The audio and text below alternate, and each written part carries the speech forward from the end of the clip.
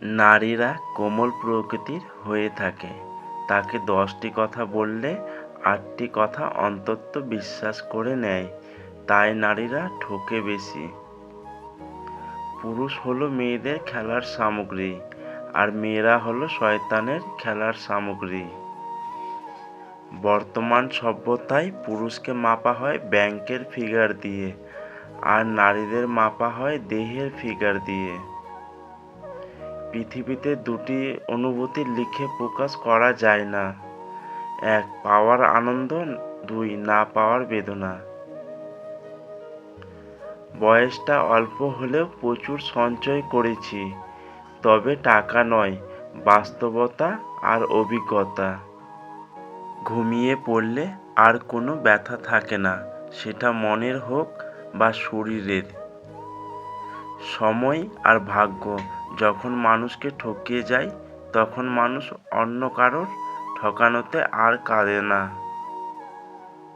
নারীর বয়স আর পুরুষের ইনকাম কখনো জিজ্ঞাসা করতে নেই, কারণ হলো এটাই, নারী কখনো নিজের জন্য বাঁচে না, আর পুরুষ কখনো নিজের জন্য খাটে না। ডিভোর্সের পরে একজন মহিলা একটু দেরি হলেও স্বামী পায়, একজন পুরুষ দেরি হলেও স্ত্রী পায়, কিন্তু সন্তানরা বাবা মায়ের আদর পায় না। যে পুরুষ বিয়ের পরও অন্য মহিলার দিকে নজর দেয়, পরনারীকে প্রাধান্য দেয়, সেই পুরুষ কখনোই কল্যাণকর হতে পারে না। তোমার প্রিয় মানুষটা তোমার সাথে যদি এই 4টি কাজ করে, তাহলে বুঝবে সে তোমাকে প্রচুর ভালোবাসে। 1 সে যদি তোমাকে খুব কেয়ার করে। 2 সে যদি তোমাকে প্রচুর ভালোবাসে এবং সময় দেয়। 3 সে যদি কথা বলার জন্য অজুহাত না দেখায়। 4 সে যদি সবার সামনে তোমাকে ছোট না করে।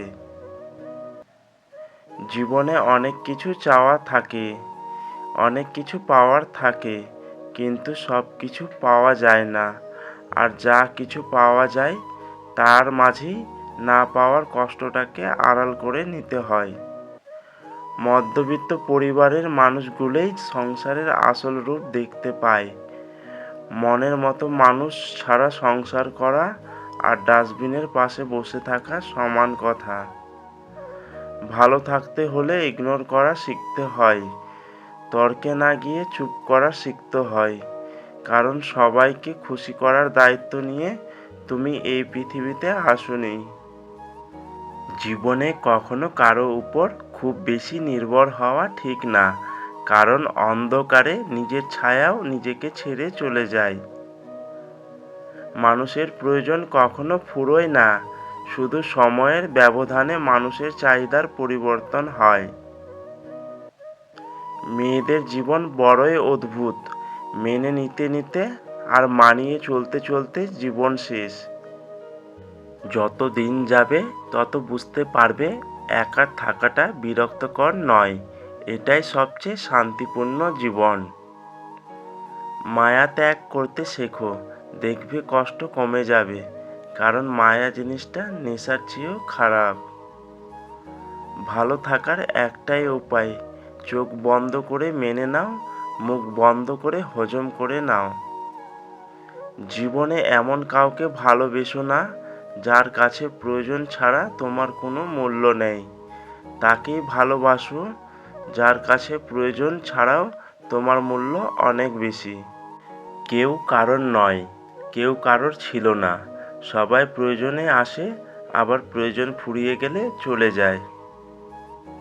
জীবনে আঘাত পাওয়া মানে হেরে যাওয়া নয়, কিংবা জীবনটাকে বৃথা ভাবাটাও উচিত নয়, কেননা প্রকৃত জীবন তো শুরু হয় আঘাত পাওয়ার পরবর্তী সময়টাতে।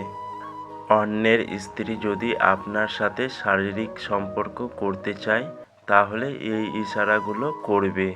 কোনো বিবাহিত মেয়ে যদি আপনাকে তার শরীরের বিভিন্ন অংশ, এই যেমন ধরুন বুকের উপর থেকে হঠাৎ করে কাপড় সরিয়ে দেওয়া, কাজ করতে করতে হঠাৎ করে নিচু হয়ে কাজ করা, পেটের থেকে কাপড়টা সরিয়ে দেওয়া ঠিক এমনটা যদি কোনো কাজের বাহানায় হোক বা ইচ্ছা করেই হোক দেখায়, তাহলে বুঝে নিন সে আপনাকে আকর্ষণ করতে চায় বা আপনার সাথে প্রেম করতে চায়। তবে একটা জিনিস খেয়াল করবেন, কিছু কিছু মেয়ে আছে যারা খোলামেলা পোশাক পরতে খুব ভালোবাসে। তাদেরকে দেখে ভুল ধারণা কিন্তু মনের মধ্যে আনবেন না, কারণ তারা ওরকমটা পোশাক পরতেই খুব ভালোবাসে। কিন্তু যখন দেখবেন শুধুমাত্র আপনাকে দেখেই তার বুকের কাপড় সরে যাচ্ছে, সে বারবার তার দেহের অঙ্গগুলো দেখানোর চেষ্টা করছে, তাহলে বুঝে নেবেন সে আপনার প্রতি আকর্ষিত হয়েছে। ভালোবাসা কোনো অপরাধ না।